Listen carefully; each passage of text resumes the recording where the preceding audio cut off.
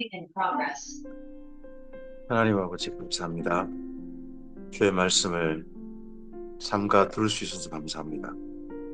주께서 기록하게 하시고 보존하여 주시고 어느 시대이거나 주의 사람에게 말씀하고 싶으신 그 말씀을 지금 우리에게도 말씀하옵소서.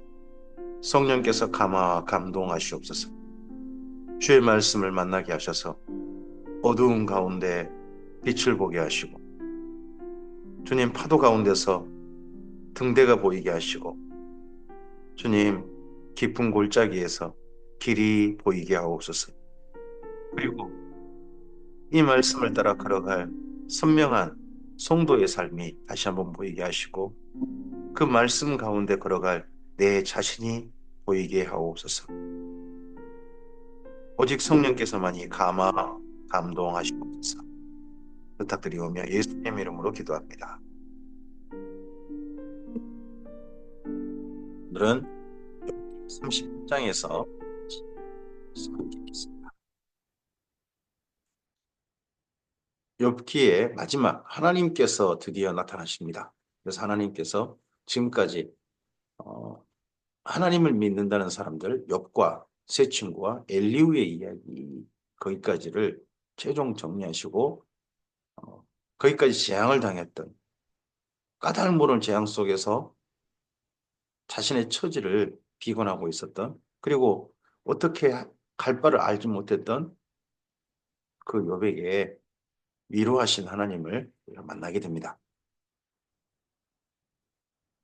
38장에서 마지막 42장까지 말씀이 이제 욥의 욥 앞에 나타난 하나님과 그 앞에 그리고 욥의 회복에 위로하시는 하나님을 우리가 만나게 됩니다.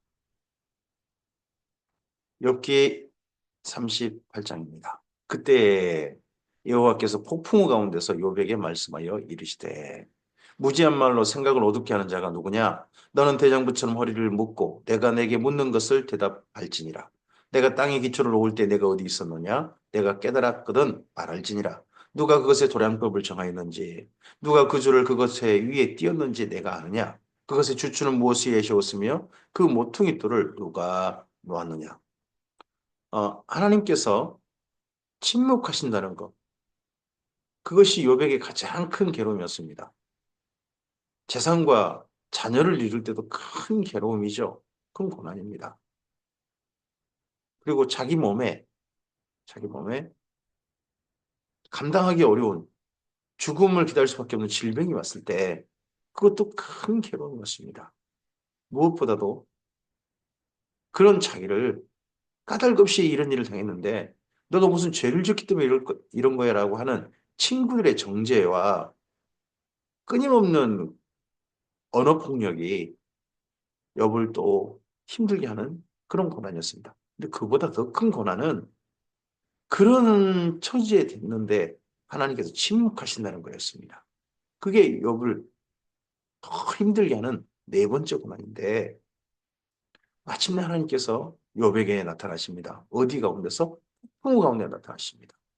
하나님께서 하나님의 사람들에게 나타나시는 방법은 그 어떤 장면들은 상당한 좀 의미를 가진 장면들일 경우가 많습니다. 이스라엘 민족에게 나타나실 때는 신의 산에서 어, 큰 흑암과 그리고 번개와 불과 그리고 거기다가 천사의 큰 나팔 소리와 함께 나타나시죠. 그리고 오순절 강림 때도 불과 그리고 바람 같은 소리와 그렇게 함께 나타나시고요. 예수님께서 재림하실 때도 불꽃 가운데서 천사장의 나팔 소리와 함께 임하신다고 합니다. 하나님께서 임하신 방법은 나타나는 방법은 각각이 좀 다양합니다. 다메섹에서 사울에게 그리고 히데길 강가에 있던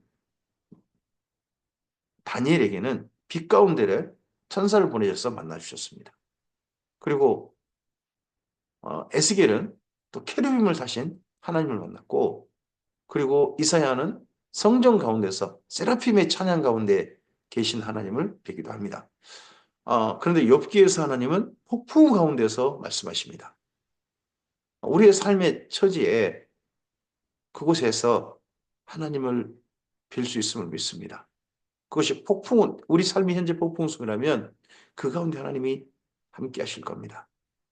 어둠 가운데 있다면 빛으로 오신 주님을 뵐 것이고, 그리고 우리가 인생을 정말 하나님의 인재에 필요한 곳이 있다면 신의 산에서 체면 음성 가운데서도 나타나셨던 하나님, 그 하나님을 만났던 엘리야처럼 하나님을 뵙기도 하겠죠.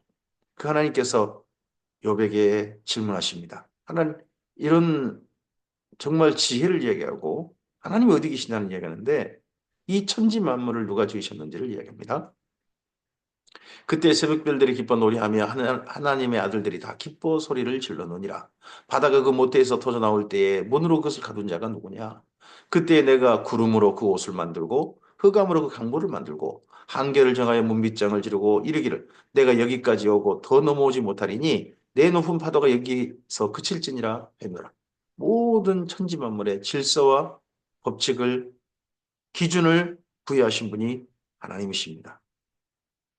밀물과 썰물이는데 그게 달과의 거리, 달의 인력이라든지 이런 것들을 전부 다 정하셨습니다. 그리고 태양과 지구 사이를 정하셨습니다. 이 정도 뜨겁게, 이 정도는 춥게 하시는 그 모든 것들을 하나님께서 부여하신 질서 법칙 안에서 우리 인간이 경험하고 있는 오늘인 거죠. 내가 너의 날에 아침에게 명령하였느냐 새벽에 그 자리를 일러두었느냐 그것으로 땅끝을 붙잡고 악한 자들을 그 땅에서 떨쳐버린 일이 있었느냐 땅이 변하여 진에게 인침같이 되었고 그들이 옷같이 나타나되 악인에게는 그 빛이 차단되고 그들의 높이든 팔이 꺾이느니라 내가 바다의 샘에 들어갔었느냐 깊은 물 밑으로 걸어다녀 보았느냐 사망의 문이 내게 나타났느냐 사망의 그늘진 문을 내가 보았느냐 땅의 너비를 내가 측량할 수 있느냐 내가 그 모든 것들을 다 알거든 말할지니라. 우리 인간이 안다는 것 지혜. 뭐 좀 안다고? 내 안 것 좀 이야기해 볼까? 하는 것으로 그렇게 이야기를 할 수 있죠. 그러나 정작 그 모든 것들은 하나님 앞에 서면 이 천지 만물을 창조하시고 운행하고 계시는 하나님 앞에 서면 물 한 방울도 안 되는 거죠. 어느 것이 광명이 있는 곳으로 가는 길이냐, 어느 것이 흑암이 있는 곳으로 가는 길이냐, 너는 그 지경으로 그를 데려갈 수 있느냐, 그의 집으로 가는 길을 알고 있느냐, 내가 아마도 할리라. 내가 그때 태어났으리니 너희 횟수가 많음이니라. 하나님은 영원히 계시고 인간은 잠시 존재합니다. 잠시 존재하는 우리가 이전의 일들을 우리가 어떻게 알 것이고 앞으로 일들을 우리가 어떻게 다 알 수 있겠습니까? 경험할 수도 없고 증인이 될 수도 없고 그랬다라는 이야기를 듣고 그럴 것이라는 짐작만 하는 거죠. 내가 눈 국간에 들어갔었느냐 우박 창고를 보았느냐 내가 환란 때와 교전과 전쟁의 날을 위하여 이것을 남겨두었노라. 우박 창고, 눈 국간 하나님께서 이 지구상에 언젠가에 환란 때와 교전과 전쟁의 날을 위해서 그걸 남겨뒀다는 겁니다. 한번 이런 것들이 쏟아진 적이 있었죠. 우박이 떨어지고 해서 이스라엘 민족이 전쟁의 날에 그 가나안 땅을 차지해 가는 날에 하나님께 도우신 적이 있으시죠. 그리고 언젠가 어, 요한계시록 때 보면 마지막 일곱 대접의 마지막 맨 마지막이 한 달란트나 되는 무게의 우박들이 이 땅에 지상에 쏟아져 버리는 그런 재앙으로 마지막을 장식하죠. 광명이 어느 길로 뻗치며 동풍이 어느 길로 땅에 흩어지느냐? 누가 홍수를 위하여 물길을 터주었으며 우리와 번갯길을 내어주었느냐? 누가 사람이 없는 땅에 사람 없는 광야에 비를 내리며 황무하고 황폐한 토지를 흡족하게 하여 연한 풀이 돋아나게 하느냐? 광야까지도 하나님께서 비가 그나마 조금씩 내리게 하셔서 그곳을 돌보고 계신 분 하나님. 그래서 그곳에서도 광야인데 잠깐이라도 식물이 나게 하셔서 그 잠깐 사이에 생명을 피워가지고 열매 맺게 해가지고 땅속 깊은 곳에 들어가게 하고 다음 비 올 때까지 견디게 하시는 하나님. 그 하나님께서 이 천지 만물을 이렇게 돌보고 계신 거죠. 비에게 아비가 있느냐? 이슬방으로 누가 나왔느냐? 얼음은 누구에게서 태어났느냐? 공중의 소리는 누가 나왔느냐? 물은 돌같이 굳어지고 깊은 바다의 수면은 얼어붙느니라. 내가 묘성을 묶어둘 수 없으며 삼성의 띠를 풀 수 있느냐? 하늘의 별들, 이 모든 별들, 지금 현재 천체학을 우주를 살피는 그런 분들에게 천체 만원경이나 이런 것도 살펴가지고 지구가 속한 이런 은하 같은 이런 큰 은하가 무려 700억 개가 넘게 존재한다고 그렇게 현재 됐지 않습니까? 근데 우주는 더 확장되고 있습니다. 점점점 하나님께서 어느 정도로 이 천지 창조하실 때 어느 정도로 크게 우주를 창조하셨는지 하나님만 아시는 거죠. 그 모든 별자리들이 부딪히지 않게 하시고 우리 태양계도 마찬가지 않습니까? 수금지와 목도 천의 명에 이 별들이 서로 부딪히지 않게 자기 궤도를 돌고 그것도 또 태양이 또 1초에 200km가 넘는 속도로 은하계를 중심으로 현재 공전하고 있고 태양이 가만히 있는 줄 알았더니 그런 태양을 따라다니면서 지금 수천 년 넘게 어떤 분은 뭐 40년, 150년 그렇게 말하지만 그 어마어마한 시간을 그 질서 법칙이 하나도 흐트러지지 않게 운행하게 하신 분이 하나님 아니십니까? 너는 별자리들이 각기 제때에 이끌어낼 수 있으며 북두성을 다른 별들에게로 이끌어갈 수 있겠느냐? 내가 하늘의 궤도를 아느냐? 하늘로 하여금 그 법칙을 땅에 베풀게 하겠느냐? 내가 목소리를 구름에까지 높여 넘치는 물이 내게 넘히게 하겠느냐? 내가 번개를 보내어 가게 하되 번개가 내게 우리가 여기 있나이다 하게 하겠느냐? 가슴 속의 지혜는 누가 준 거냐? 우리가 지혜롭다 뭔가 좀 생각했다 하지만 사실 이 지혜 또한 하나님께서 우리에게 부어주신 우리 안에 심어주신 선물인 거죠. 수탉에게 쓸기를 준 자가 누구냐? 누가 지혜로 구름의 수를 세겠느냐? 누가 하늘의 물주머니를 기울이겠느냐? 티끌이 덩어리를 이루며 흙덩이가 서로 붙게 하겠느냐? 내가 사자를 위하여 먹이를 사냥하겠느냐? 젊은 사자의 식욕을 채우겠느냐? 그것들이 굴에 엎드리며 숲에 앉아 숨어 기다리느니라. 까마귀 새끼가 하나님을 향하여 부르짖으며 먹을 것이 없어서 허우적거릴 때에 그것을 위하여 먹이를 마련한 이가 누구냐? 욥기 39장입니다. 산 염소가 새끼 치는 때를 내가 아느냐? 암사슴이 새끼 낳는 것을 내가 본 적이 있느냐? 그것이 몇 달 만에 만삭되는지 아느냐? 그 낳은 때를 아느냐? 그것들은 몸을 부풀리고 새끼를 낳으니 그 괴로움이 지나가고 그 새끼는 강화해져서 빈들에 크다가 나가면 다시 돌아오지 아니하느니라. 짐승들도 각각 그 아기를 가진 시간이 전부 다 다르죠? 다 다릅니다. 인간은 300일 정도입니까? 10개월 정도? 그 정도고 소는 더 길죠? 아주 짧은 질문도 있고 다 거기 주기를 그 임신 주기를 전부 다 다르게 했는데 그런 주기를 따라서 모든 짐승들이 아기를 잉태하고 생명을 이어서 여기까지 오게 하셨습니다. 그 가운데 그 수많은 하나님이 각기 종류를 따라 지으신 그 종류들 중에 지금은 멸종된 종도 있고 지금까지 유지되고 있는 종도 있고 합니다. 어떻게 보면 하나님께 주신 이렇게 하시는 모든 질서 법칙에 유일한 희귀종, 돌연변이 같은 종은 인간밖에 없죠. 인간만이 이 모든 것들을 갖다가 그 위에 뛰어나서 진짜 만물의 영장 그런 위치로서 그 모든 것들을 뛰어넘어서 존재하고 있는 게 인간인 게 또 보입니다. 하지만 이 우주 모든 천지 만물을 모든 종류들 생명들을 보면 하나님의 질서 법칙을 따라 이렇게 살고 있습니다. 누가 나귀를 놓아 자유롭게 하였느냐? 누가 빠른 나귀에 매인 것을 풀었느냐? 내가 그것들의 집으로 소금땅을 그들의 사는 초소로 삼았느니라. 들나귀는 성읍에서 시끄러운 소리를 비웃나니 나귀 치는 사람이 지르는 소리는 그들에게 들리지 아니하며 초장 언덕으로 돌아다니며 여러 가지 풀을 잡느니라. 푸른 풀을 잡느니라. 들소가 어찌 기꺼이 너를 위하여 일하겠으며 내 외양간에 물겠느냐? 들소는 사람과 어울리지 않죠. 내가 능히 줄로 매어 들소가 일항을 하게 하겠느냐? 그것이 어찌 골짜기 너를 따라 썰을 끌겠느냐? 사람의 능력은 한계가 있죠. 사람과 친한 짐승도 있죠. 하지만 이 모든 짐승들이 자기 영역에서 자기 위치에서 천지 만물을 조화롭게 그들이 그렇게 합력하여 선을 이루면서 이 땅에 존재하도록 하게 하신 분이 하나님이신 거죠. 뭐 약육강식의 법칙이 아니고 서로가 조화롭게 그렇게 존재하게 하시죠. 사자가 모니의 뭐 최상의 포식종 같지만 사실 그렇지 않죠. 사자가 뭐 한참 다른 뭐 얼룩말을 먹지만 사실 먹는 얼룩말 중에서 약한 것들, 병든 것들, 늙은 것들 먹어줘서 얼룩말 전체 무리가 건강하도록 유지하는 역할만 해주는 거고, 얼룩말이 도리어 수가 더 많죠. 사자가 그렇게 먹어대지만 여전히 사자는 수가 작고 얼룩말이 훨씬 수가 많습니다. 이 모든 것들의 질서 법칙을 이렇게 서로 간에 조화롭게 하도록 하게 하신 분이 하나님이시죠. 그것이 힘이 세다고 내가 그것을 의지하겠느냐? 내 수고를 그에게 맡기겠느냐? 그것이 내 곡식을 집으로 오며 내 타작마당에 곡식 모이를 그에게 의탁하겠느냐?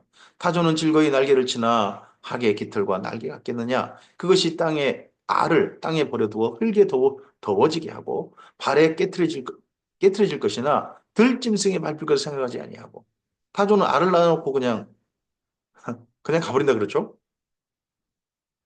그 새끼에게 모질게 대하며 저 새끼가 아닌 것처럼 하며 그 고생한 것이 헛되게 될지라도 두려워하지 아니하나니 다른 짐승들은 애착이 있죠. 자기 새끼에 대해서. 그러나 타조는 그렇지 않다는 거죠. 각각 그것도 다 모든 종류가 또 똑같지 않는 것 같습니다.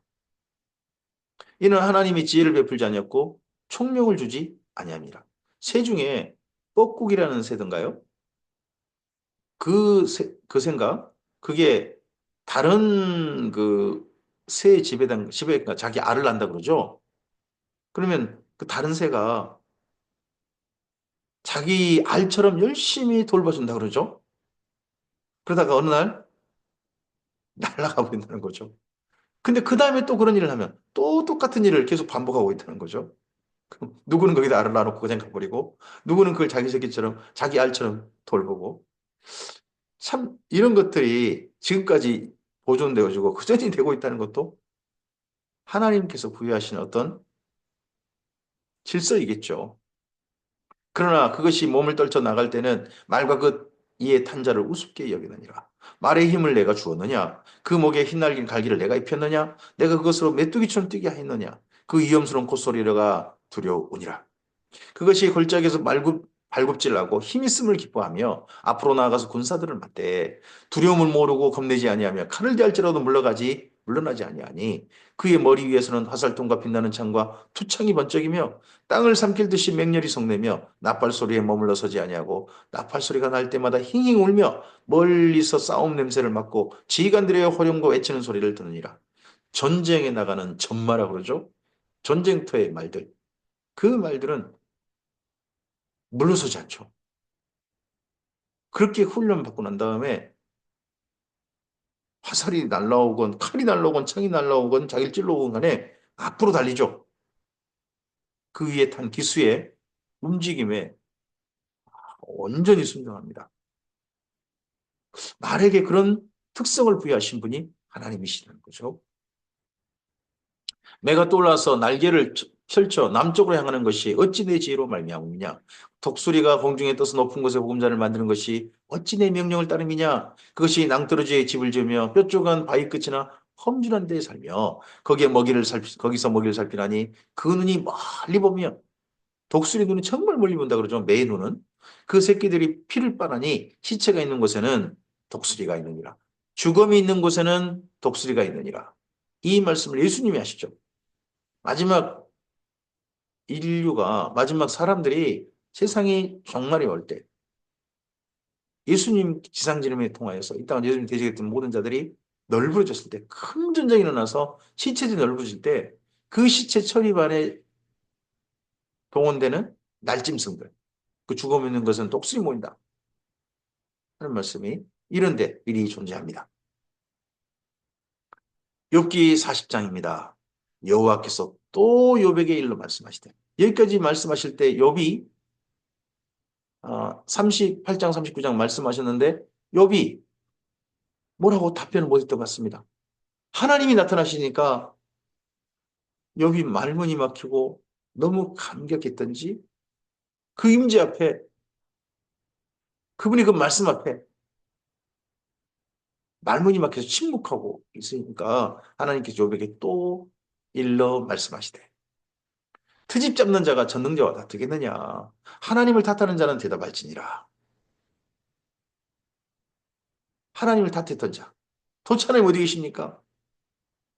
하나님을 탓했다는 거죠 욥이. 그러자 욥이 여호와께 대답하여 이르되 보소서 나는 비쳐나오니 무엇이라 주께 대답하리이까? 손으로 내 입을 가릴 뿐이로소이다. 내가 한 번 말하였음즉 다시는 더 대답하지 아니하겠나이다. 우리 입의 말을 쏟아놓으면 하나님 그 모든 것 다 아시겠죠. 귀 기울여 들으신다는 분이 하나님 아니십니까? 한 번 말하면 더 무슨 말을 하겠습니까? 더더구나 하나님의 임재 앞에 욥이 무슨 말을 하겠습니까? 욥이 계속해서 하나님께 요청드렸던 게 뭡니까? 어디 계십니까? 어디 계십니까?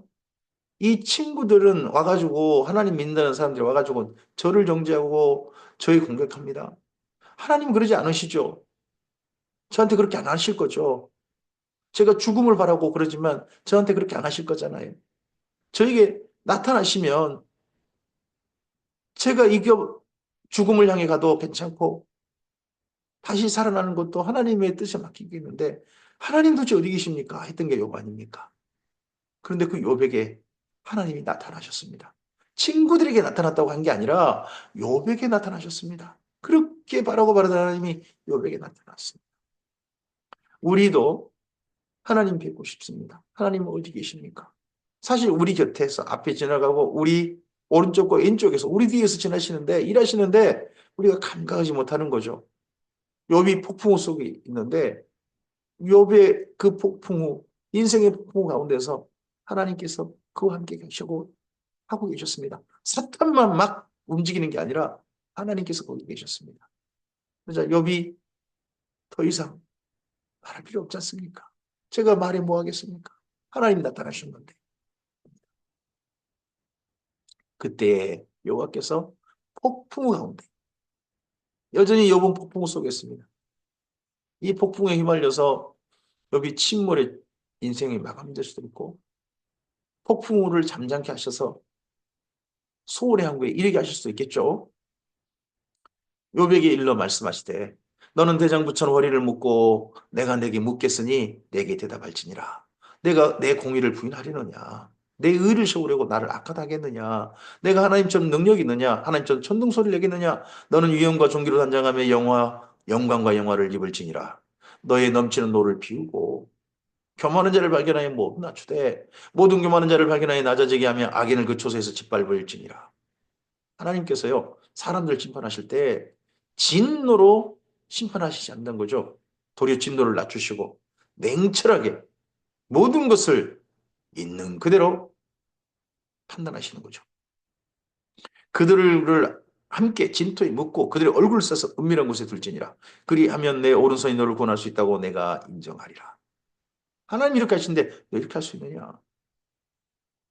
이제 소같이 풀을 먹는 배의 모습을 볼지어다. 내가 너를 지은 것 같이 그것도 지었느니라. 그것의 힘은 허리에 있고 그 뚝심은 배에 힘줄에 있고 그것이 꼬리치는 것은 백향목 흔들음 같고 그 널쩍다리 힘줄은 서로 얽혀 있으며 그 뼈는 녹관 같고 그 뼈대는 쇠 막대기 같으니 그것은 하나님이 지으신 것 중에 으뜸이라. 그것을 지으신 이가 자기 칼을 가져오기를 바라노라. 모든 들짐승이 뛰노는 산은 그것을 위하여 먹이를 내느니라. 이 베헤못이라는 짐승이 뭐 우리가 지금 뭐 유적 뼈로나 발견하는 공룡이지 않느냐 뭐 그렇게 보통 보죠. 그것의 연잎 아래에 갈대 그늘에서나 늪속에 엎드리니 연잎 그늘이 덮으며 시내버들이 그를 감싸는도다. 강물이 소용 돌으실지라도 그것이 놀라지 아니하고 여단 강물이 쏟아져 그 입으로 들어가도 대연하니 그것이 눈을 뜨고 있을 때 누가 능히 그것을 잡을 수 있겠으며 갈고리 그것의 코를 낄 수 있겠느냐. 여단 강물이 쏟아져서 그 코에 입에 들어간다. 제가 요단강을 가봤는데요. 공룡이 그 속에 물속에 잠겨서 있을 만한 강물이지 못합니다. 별로 그렇게 흐르지 않아요. 근데 이런 말씀, 요단강을 뭐 거론하고 요단강에 뭐가 잠겨 있는 큰 짐승이 잠겨 있는 그런 모습을 상상해 만듭니다만은, 그러니까 그쪽이니까 그렇게 요단강을 가져오는 거죠. 우리 같으면 한강 정도면 좀 잠겨 있겠다. 낙동강 정도면 좀 잠겨 있겠다. 좀 그럴 수 있죠. 그럴 수 있지만 거기는 한강 낙동 같은 강 없습니다. 뭐 우리 주변에 겨우 천이라 불리는 것보다 더 물이 약하게 흐르고 작게 흐르는데 하여튼 이 표현을 보고 저는 사실 조금 웃었습니다. 실제 가서 보고 노야단강의 공룡이 그렇게 깊이 잠길 수 있나? 자기들 식으로 상상이 하여튼 이렇게 쓰는 것 같습니다. 욥기 41장입니다. 내가 낚시로 리워야단을 끌어낼 수 있느냐? 이제 베헤몬 말고 리워야단. 노끈으로 그 혀를 밀 수 있겠느냐? 너는 밧줄로 그 코를 깰 수 있겠느냐? 갈고리로 그 아가미를 깰 수 있겠느냐? 그것이 어찌 내게 계속하여 간청하겠느냐? 부드럽게 내게 말하겠느냐? 어찌 그것이 너와 계약을 맺고 너는 그를 영원히 종으로 삼겠느냐? 내가 어찌 그것을 새를 가지고 놀듯 하겠으며 내 여종들을 위하여 그것을 메어 두겠느냐? 어찌 장사꾼들이 그것을 놓고 거래하겠으며 상인들이 그것을 나누어 가지겠느냐? 내가 능히 많은 창으로 그 가죽을 찌르거나 작사를 그 머리에 꽂을 수 있겠느냐? 내 손을 그에게 얹어보라. 다시는 싸울 생각을 못하리라. 니워야단. 이라는 바다의 괴물이라고 그러죠. 바다의 괴물. 실제 실존했던 바다의 괴물 같고요. 수룡? 뭐 이렇게 부를 수 있는 그런 종류 같죠.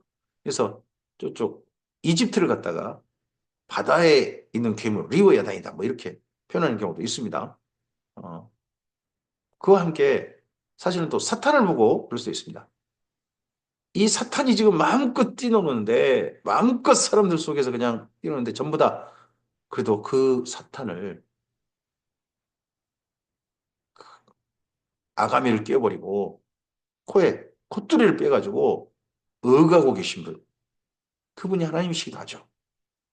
그런 바다의 무서운 짐승을 갖다가 하나님의 질서 법칙 아래 가두시는 것처럼 사탄 또한 하나님의 다스림 안에 사용하는 도구로 있는 거죠. 참으로 잡으려는 그의 희망은 헛된 것이니라. 그것의 모습을 보기만 해도 그는 기가 꺾이리라. 아무도 그것을 격동시킬 만큼 담대하지 못하거든 누가 내게 감히 대항할 수 있겠느냐? 누가 먼저 내게 주고 나로 하여금 갚게 하겠느냐? 온 천하에 있는 것이 다 내 것이니라. 내가 그것의 지체와 그것의 큰 용명과 늠름한 체고에 대하여 잠잠하지 아니하리라. 누가 그것의 겉가죽을 벗기겠으며 그것에게 겹재간을 물릴 수 있겠느냐? 누가 그것의 턱을 벌릴 수 있겠느냐? 그의 둥근 이틀은 심히 두렵구나. 그의 질비한 비늘은 그의 자랑이로구나. 튼튼하게 봉인하듯 닫혀 있구나. 그것들이 서로 달라붙어 있어 바람이 그 사이로 지나가지 못하는구나. 서로 이어져 붙었으니 능히 나눌 수도 없구나. 그것이 재채기를 한즉 빛을 발하고 그것의 눈은 새벽의 눈꺼풀 빛 같으며 그것의 입에서는 횃불이 나오고 불꽃이 튀어나오며 그것의 콧구멍에서는 연기가 나오니 마치 갈대를 태울 때에 솟이 끓는 것 같구나. 공룡 중에요. 공룡 중에 뜨거운 그 공기를 거의 90도가 넘는 공기를 입에서 품어내가지고 상태본을 공격할 수 있는 그런 게 있었다 그러죠. 지금 곤충 중에 뜨거운 그 공기를 방구처럼 발사해가지고 자기를 잡으려는 짐승에게 타격을 입히는 그 곤충이 하나 있다고 그러는데 이 공룡 중에도 그런 곤충이 있다고, 그런 공룡이 있다고 합니다. 이거 보고 상상하기를, 명이 입에서 불을 뿜는다. 뭐 그런, 그다음 인간의 상상이 또 이어진 것처럼 보이죠. 그의 입김은 숯불을 지피며 그 입은 불길을 뿜는구나. 그것의 힘은 그 목덜미에 있으니 그 앞에는 절망만 감돌 뿐이로구나. 그것의 살껍질은 손을 밀착되어 탄탄하며 움직이지 않는구나. 그것의 가슴은 돌처럼 튼튼하며 맷돌 아리짝같이 튼튼하구나. 그것이 일어나면 용사라도 두려워하며 달아나리라. 칼이 그에게 꽂혀 있어도 소용이 없고 창이나 두창이나 화살촉도 꽂히지 못하는 거야. 지금 여백에 나타나셔가지고요. 천지 만물을 이해하시고요. 웬 들짐승 그리고 바다짐승 뭐 이런 것들을 이야기하십니다. 인간이 이것저것 헤아려 보고 생각해 보지만 우리의 생각과 지혜라는 것, 명철이라는 것은 한계가 있다는 것, 작은 물방울 하나에 불과하다는 겁니다. 하나님이 하신 모든 일을 다 헤아릴 수 없다는 거죠. 그렇다면 욥이 당한 그런 고난, 그건 어떨까요? 우리는 우리 물방울 같은 지식을 가지고 우리 판단력을 가지고 왜 이런 일이 생겼을까? 왜 이런 일이 발생했을까? 왜 이런 일이 나에게 이 폭풍처럼 내 인생에 덮쳤을까 하고 생각해보고 이리 생각해보고 저리 생각해보고 진단도 해보고 다해서 도움도 받지만 물방울 한 방울 같은 지식을 가지고 그런다는 거죠. 그걸 가지고 나를 이리 해보고 저리 생각해보고 한다는 거죠. 하나님에 가면 아무것도 아닌데. 그래서 인간의 모든 것들은 하나님 하신 모든 일을 다 헤아리긴 어렵다. 까닭 없는. 지금 우리로서는 이건 까닭을 모르겠다 하는 그런 일도 우리에게 발생한다는 겁니다. 하나님께 가면 그 모든 까닭이 다 확연해지겠죠. 그것이 새를 지푸레기 같이 노술 썩는 물같이 여기니 화살이라도 그것을 물리치지 못하겠고 물맷돌도 그들에게 겨같이 되는구나. 그것이 몽둥이도 지푸라기 같이 여기고 창이 날아오는 소리를 우습게 여기며 그것의 아래쪽에는 날카로운 토기 조각 같은 것이 달려있고 그것이 지나갈 때는 진흙 바닥에 도리깨를 친 자국을 남기는구나. 깊은 물을 솟샘물같이 끓음같게 하며 바다를 기름병같이 다루는도다. 그것의 뒤에서는 빛나는 물줄기가 나오니 그는 깊은 바다를 백발로 만드는구나. 참 멋진 표현이죠. 지금 요즘 바다 배를 타고 오면요. 배 뒤에 그 스크루 그것이 사정없이 되는 것 때문에 뒤에 포말이 일어나죠. 하얀 포말이가 뒤에 하얀 포말이 쫙 길게 빠르게 달릴수록 하얀 포말이 쫙 길게 됩니다. 이 바다짐승 리버야단이 지나갈 때 그런 포말이 탁 일어나는 광경을 깊은 바다를 백발로 만든다. 이렇게 표현을 했습니다. 세상에는 그것과 비교할 수 없으니 그것을 두려움이 없는 것으로 치움받았구나. 그것은 모든 높은 자를 내려다보며 모든 교만한 자에게 군림하는 왕이니라. 욥기 42장입니다. 이렇게 이제 하나님께서 말씀하시자 이 모든 걸 네가 다 헤아리려고 해도 사실 너 헤아리기 어려운 거 너무 많다. 너는 헤아릴 수 없겠지만 나는 헤아린다. 하신 이야기겠죠? 그러자 욥이 여호와께 대답하여 이르되 주께서는 못하실 일이 없사오며 무슨 계획이든지 모든 이루실 것이 없는 줄 아오니 무지한 말로 이치를 가린 자가 누구니까 나는 깨닫지도 못할 일을 말하였고 스스로 알 수도 없고 헤아리기도 어려운 일을 말하였습니다. 제 인생이 제가 이렇게 된 처지에 대해서 이렇게 저렇게 왈가불가 친구들과 서로 논쟁하고 해봤는데 사실은 우리 지혜로서는 깨닫지 못할 일을 말하고 스스로 알 수 없고 헤아리기도 어려운 일을 지금 논외의 이야기를 계속하고 있었다는 거죠. 하고 욥이 인정합니다. 제게 인생에 일어난 일들은 제 수준에서는 도저히 이해하기 어려운 줄 인정하겠습니다.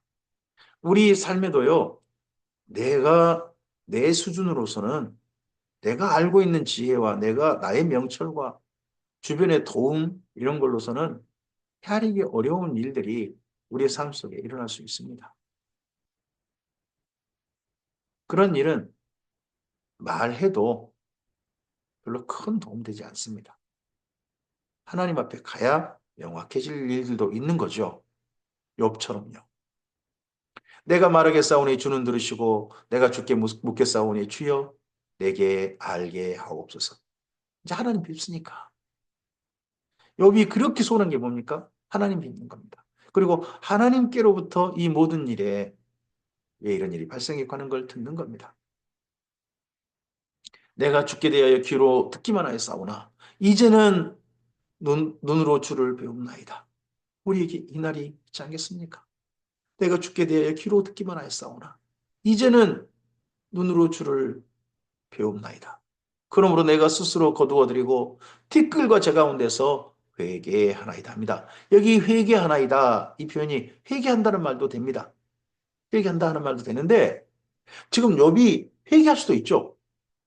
자기가 괜한 말을 해가지고 깨닫지도 못한 말을 해서 하나님 앞에 하나님께서까지 나타나시고 죄송스럽습니다. 죄송합니다라고 그렇게 말할 수도 있죠. 그런데 이 회개합니다는 말이 느헤미야 아시죠? 나훔이라는 그 단어, 나함이라는 단어인데 나함 이 말이 회개하다 되는데 더 많은 뜻은 위로하답니다.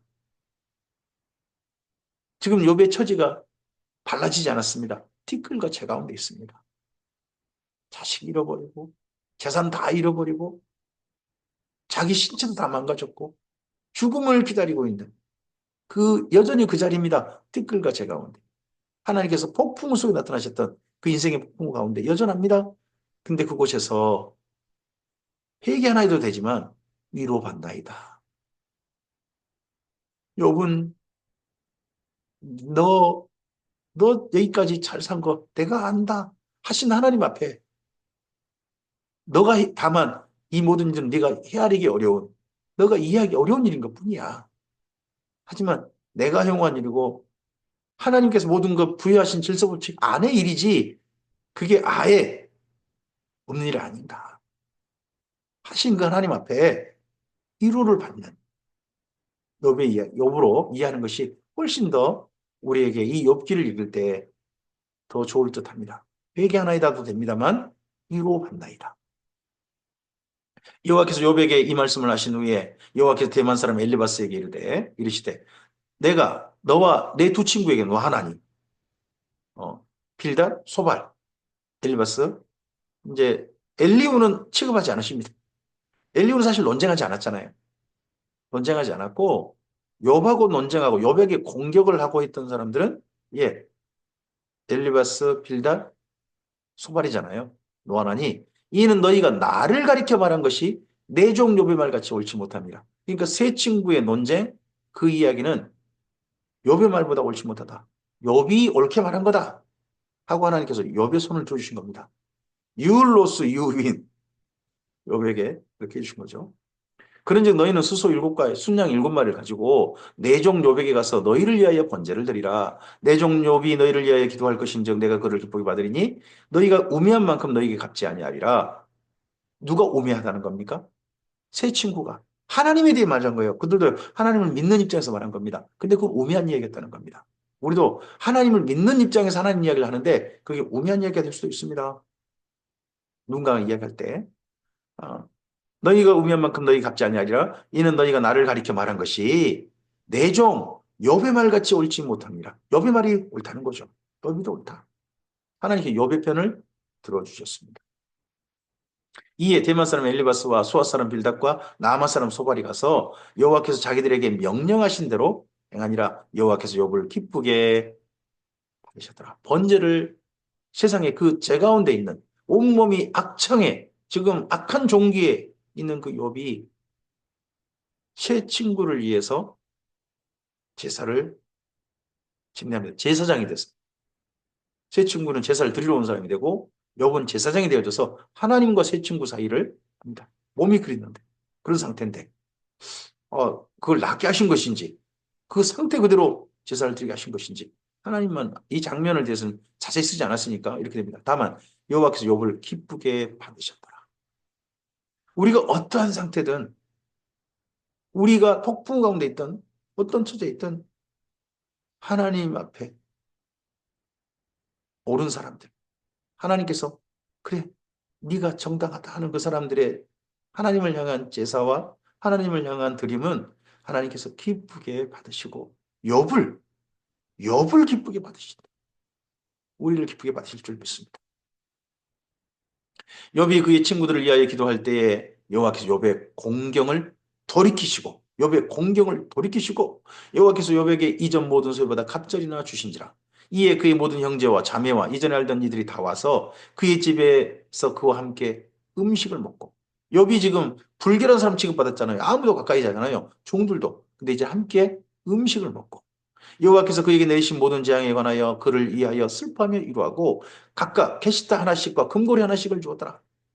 욥이 다시 시작할 때 캐시트 하나, 금고리 하나 이런 것들이 욥이 다시 시작할 수 있는 재료가 됐습니다. 이웃을 돌보라. 그건 하나님께 꾸이는 것이다. 너희가 재난을 당한 날에 하나님께서 너희에게 갚아줄 것이다. 그런 말씀하신 게 사실 그 자문의 말씀인데 욥기의 맨 마지막이 그렇게 또 자문의 말씀처럼 그렇게 이루어져 가고 있습니다. 욥이 얼마나 평소에 많이 베풀었던지 욥의 도움을 받았던 사람, 욥의 사랑을 입었던 사람들이 욥에게 위로하고 그 사랑에 보답하는 내용으로 되어 있습니다.